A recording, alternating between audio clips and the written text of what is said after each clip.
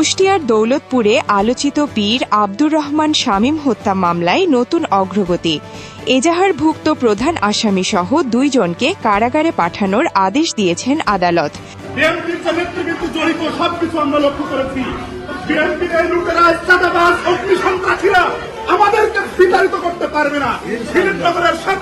কারাগারে পাঠানো 2 আসামি হলেন কুষ্টিয়া জেলা ছাত্র শিবিরের সাবেক সভাপতি ও দৌলতপুর উপজেলা জামায়াতের রোকন খাজা আহমেদ এবং খেলাপথ মজলিসের দৌলতপুর উপজেলা সভাপতি আসাদুজ্জামান। মঙ্গলবার কুষ্টিয়া জেলা ও দায়রা জজ আদালতের বিচারক এনায়েত কবির তাদের কারাগারে পাঠানোর নির্দেশ দেন।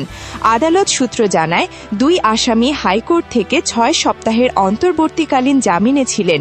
জামিনের মেয়াদ শেষ হওয়ায় তারা নিম্ন আদালতে আত্মসমর্পণ করে পুনরায় জামিন আবেদন করেন। তবে শুনানি শেষে আদালত সেই আবেদন নামঞ্জুর করে তাদের কারাগারে পাঠানোর আদেশ দেন। অতি দ্রুত আপনাদের সাথে সাক্ষাৎ হবে। আপনাদের সাক্ষাতের মধ্য দিয়ে আপনাদের হৃদয়ের মানুষ আমি খাজা আহমেদ আপনাদের কাছে উপস্থিত হব ইনশাআল্লাহ।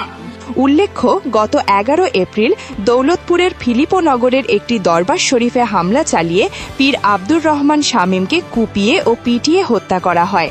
হামলার সময় দরবার শরীফে ব্যাপক ভাঙচুর ও অগ্নিসংযোগের ঘটনাও ঘটে।